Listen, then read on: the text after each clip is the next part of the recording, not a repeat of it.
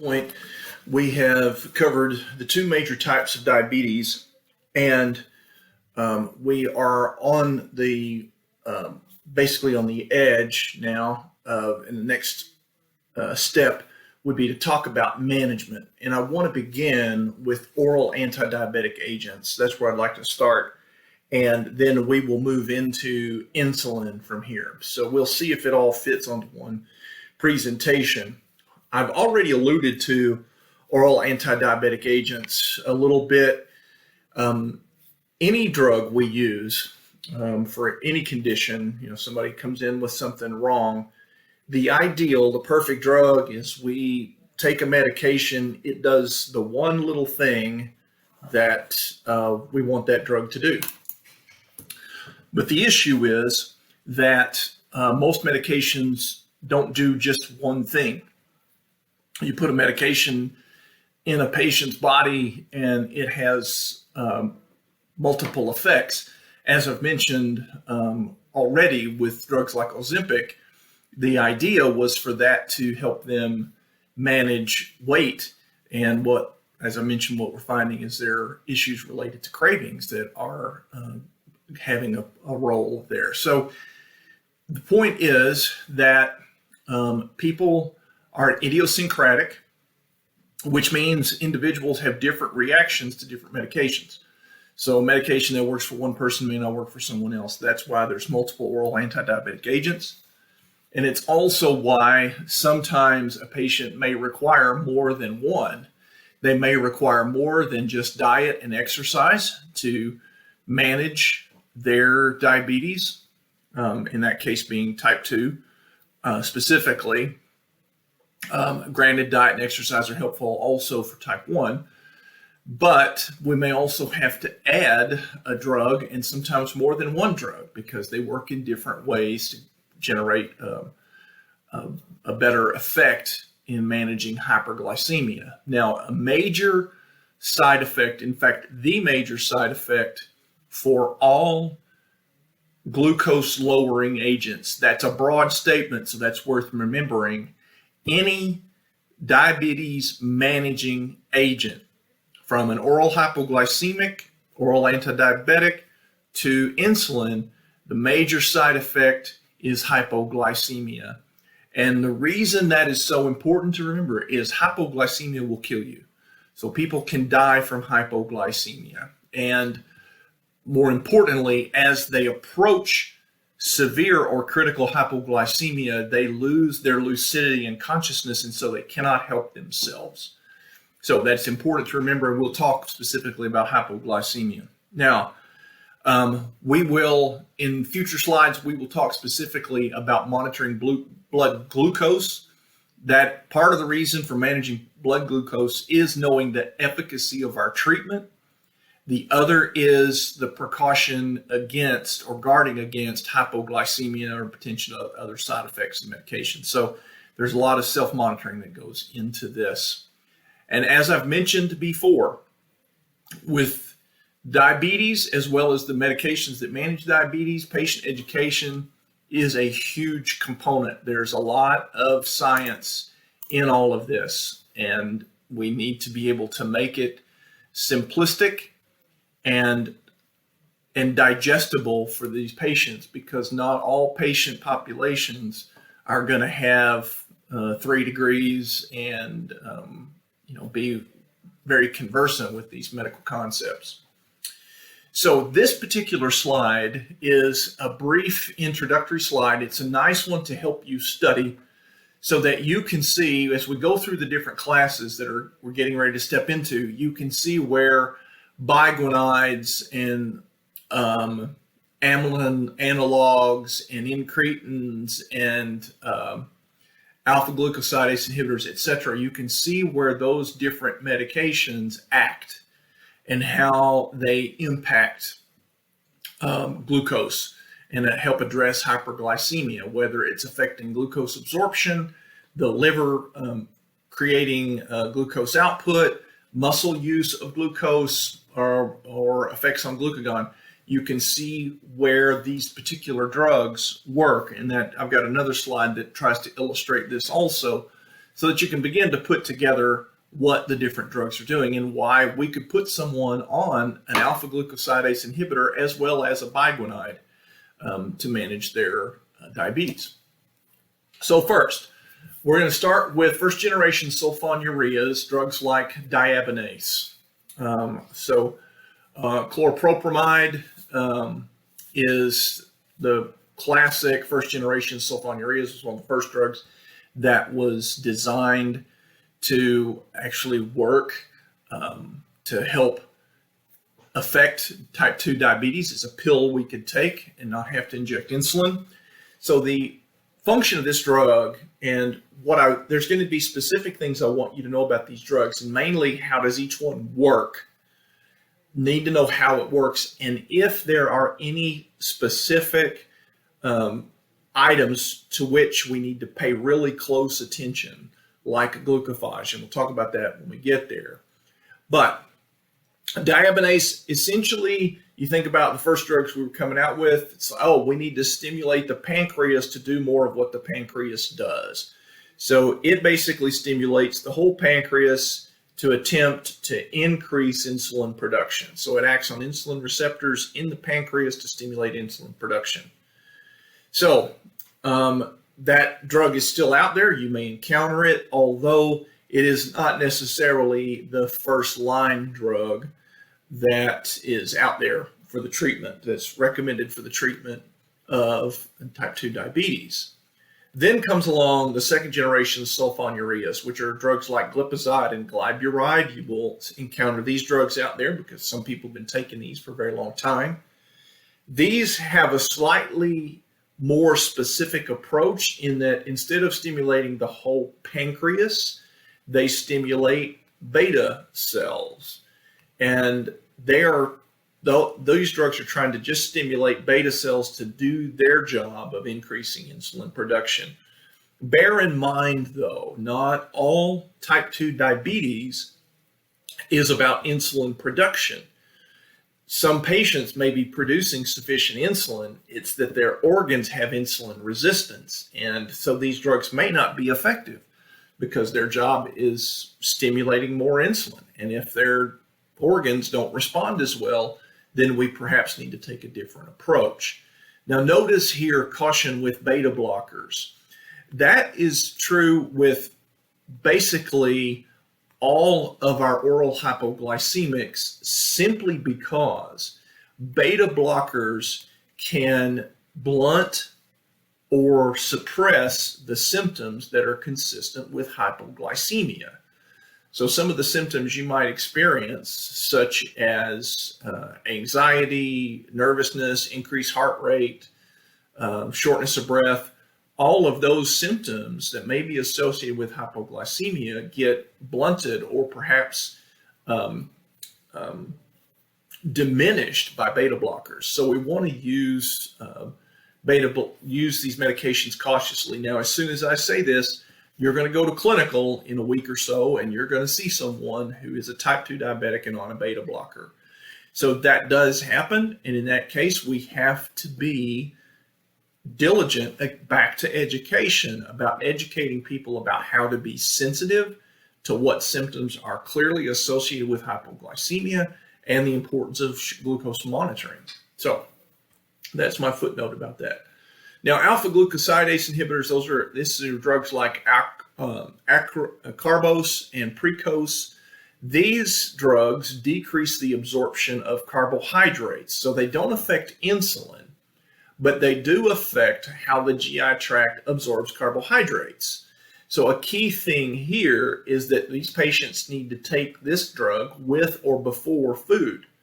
If they're taking it at a time aside from food ingestion, then the drug's not going to be near as efficacious to do the thing it needs to do. So part of its job is inhibiting that absorption of carbohydrates. By inhibiting absorption of carbohydrates, the patient has fewer carbohydrates in their bloodstream and tends to have less hyperglycemia.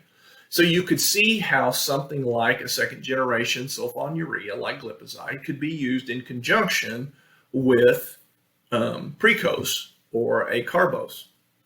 Now, there's a contraindication here, and that is with GI, kidney, or liver disease, because one, you have to have good gastrointestinal integrity in order for this drug to work right. And there's an intrinsic role between the liver and carbohydrate metabolism, absorption, and the function of the gastrointestinal tract. So we have to be very careful about using these drugs because Precose can be challenging to both liver and kidney. In these patients, if they're on Precose or acarbose, generic versus trade name, we have to monitor liver function and also kidney function for these patients. Now, biguanides, this metformin glucophage is the #1 biguanide out there and the first line drug for the management of type 2 diabetes. So this is a drug that you'll see doctors when they've assessed a patient, been watching them for perhaps pre-diabetes, and then their A1C comes in diagnostic, they may start them on metformin or glucophage. This would be normal or recommended kind of guidelines for type 2 diabetes. So this drug is one with which you very much need to be familiar for more than one reason. So first of all, it's a first line drug. And with most and just about all drugs, less is more. So we want to start with a low dose, perhaps like a 5 milligram once a day, or excuse me, not 500 milligrams once a day, and see where that goes, and then escalate the dose as needed to help maintain the glucose in the range we're shooting for in that 80 to 140 range. Now, the biguanides, metformin you saw in the previous slide, it does inhibit glucose production by the liver. So that's one action. So if you go back to this slide, you can see that the biguanide works on the liver. It also works to, has a major effect on muscle use of glucose as well. So it has a great benefit to help the muscles use it better and help manage the liver production of glucose. Now, it is important to know that metformin by itself can have a pretty powerful impact on renal function. So if you start someone on metformin, they need to have their BU and creatinine monitored on somewhat of a regular basis so that we have an idea of how they're trending, because this can present a pretty significant challenge to the kidney function.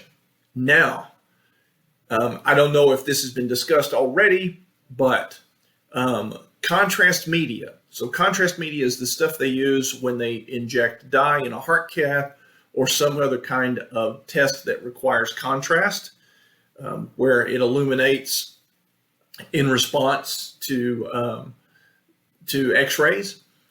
So CT with contrast, head, neck, chest, whatever. MRI with contrast, heart catheterization, abdominal aortogram requires the use of contrast media. Contrast media by itself, in the absence of type 2 diabetes, can be hard on the kidneys and cause a problem for kidney function. So when you put these together, we could put the patient in acute renal failure if they get their metformin the same day they're going to have a CT with contrast or heart catheterization. So this is a stop the line matter. And what I mean by that is, if your patient has gotten metformin and a physician comes in and orders a heart cath or a CT with contrast, we need to push the button to stop the line, raise the red flag, and say, hey, doctor, by the way, he got his metformin this morning before I got here, or if you gave it when I got here, so that we know going into that test, we either need to reschedule it for the next day and hold their medication, or we need to do specific things if we really have to do the test, despite the fact that they received it, like an emergency, for example. Then we need to do things like provide extra fluid, do things to support kidney function, so that we make sure that we don't just damage the kidney function that these patients have left. So this is something to lock down and remember. I hope you can tell by the time I've given to it that metformin is contraindicated with contrast media. So that means that it should be held the same day they're going to take one of those tests, any test they have with contrast media. So one of the cautions here is that metformin by itself can produce a lactic acidosis, because when you start manipulating the way glucose is taken up by the muscles can develop and move into an acidotic state and produce a lactic acidosis in patients. So we have to be cautious and attentive to that also. The next class of medications are the DPP-4 inhibitors, medications like sitagliptin, Januvia, and vildagliptin, Galvus. These medicines increase insulin levels by decreasing the action of incretin. Incretin is a precursor to insulin, so it is inhibiting that, it's increasing insulin levels by increasing incretin. So it's basically stimulating the process that produces more insulin. So the DPP-4 inhibitors are intended to get the the pancreas to make more insulin along its natural pathway by increasing that action of the precursor incretin. The beauty of this drug, it's a once daily drug. So that's nice for patients. They just have to take this drug once a day, and that can help with compliance and also makes it easier for patients to monitor. Now, we do have to also monitor renal function. You notice that a lot of these drugs, we have to monitor renal function because we definitely need the kidneys doing their job, and we don't want to put patients in renal failure on top of their diabetes. These patients have a proclivity toward nephropathy, which is like neuropathy, but with the nephrons, they have the potential to lose nephrons, and we don't want to, because of the diabetes, and we don't want to add to that. The GLP-1 agonists, such as dulaglutide and semaglutide, Trulicity and Ozempic, these medications enhance glucose-dependent insulin secretion. So what these drugs do is, in the presence of consumed glucose, so that's what's meant by glucose-dependent, stimulate a secretion of insulin. So if a patient is having a high protein meal when taking this drug, they will get less insulin secretion or stimulation of insulin secretion than if they eat a high pasta or big carbohydrate meal, because in the presence of increased glucose consumption, carbohydrate consumption, that causes a boost in insulin secretion. So that's one of the ways that this has been beneficial in helping patients lose weight. That's one of the ways it's benefited the weight loss component, as well as I alluded to earlier, that diminishment of craving. So it's having two effects on that population. It's diminishing their craving for food or their desire to consume after they're full, and also enhancing more insulin secretion as they consume glucose. So you also have to wonder, with that weight gain, if perhaps some of those patients are on the cusp of diabetes, if there may be perhaps hinting toward prediabetes. You can see where this might also improve organ response or organ sensitivity to these drugs. Now, they also inhibit glycogen release, which glycogen is the counterpart to insulin. So when you have glycogen released, that's going to diminish insulin production. So if you inhibit glycogen, then you're going to have more insulin in the system.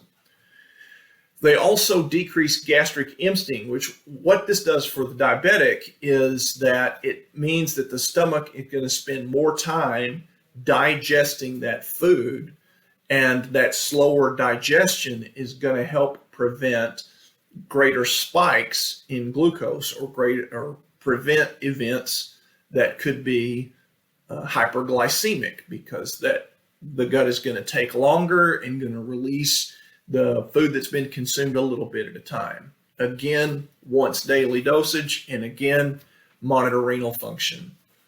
The SGLT2 inhibitors, like some medications like empagliflozin, Jardiance, and canagliflozin, Invokana, and dapagliflozin, Farxiga. These drugs are considered the SGLT2 inhibitors, and these drugs increase glucose excretion by the kidney. So these work at the kidney level. They don't work at the gut. They don't work at the pancreas. They basically help the kidney get rid of glucose. A footnote here that I haven't added to this slide, because I have a slide specifically about this content, is a new side effect we're seeing as a result of this drug is when patients in the type 2 diabetic population are taking this drug, they may also develop what is called euglycemic ketoacidosis, and we have some content about this coming up. We talk about adverse side effects of treatment and management of these conditions. So that's important distinction here. Only a couple of things about the SGLT2 inhibitors. One, that it inhibits glucose excretion by the kidney, it works the kidney, and the euglycemic ketoacidosis.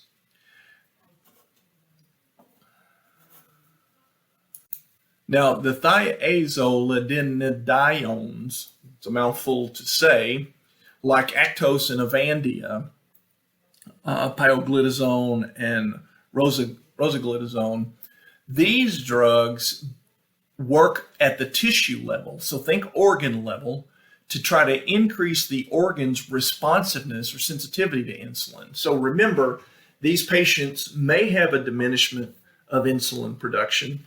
They may have mutated insulin, or they can have organs that are not responsive to insulin, or the way they say that is decreased insulin sensitivity, which means the organs and the receptors on those organs don't respond to that insulin the same way. That being the case, these medications may improve the organ's responsiveness to insulin. So it's important to know how these drugs work.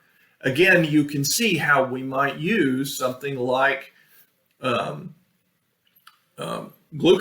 metformin, as well as a DPP4 inhibitor, as well as Actos, together in conjunction, and even perhaps an SGLT2 inhibitor. We could put all of those drugs together if needed to help manage a patient with type 2 diabetes. Now, it is important to note here, we have to again monitor liver function with these patients, but also notice with this drug, there is an increased risk of pregnancy for patients who are on oral contraception. These drugs, this class of drugs, can interfere with the efficacy of oral contraceptives, and patients can end up pregnant. So that is a consideration for this class of medications. This slide is attempting to summarize the different drugs and their different mechanisms of action. I'm not going to walk you through this whole slide. This is hopefully one you could use as you're developing familiarity and trying to learn your drugs. You can kind of get a visual. This is for the people who are visually oriented. They could say, oh, up here, that was metformin and glucophage because it works to do this, and this is glipizide over here, it works over here. So that's what this is for. It's intended to be a study aid in that regard. Now, for the next slide, for the next presentation, we'll start into insulin therapy, make that a presentation all of its own. So there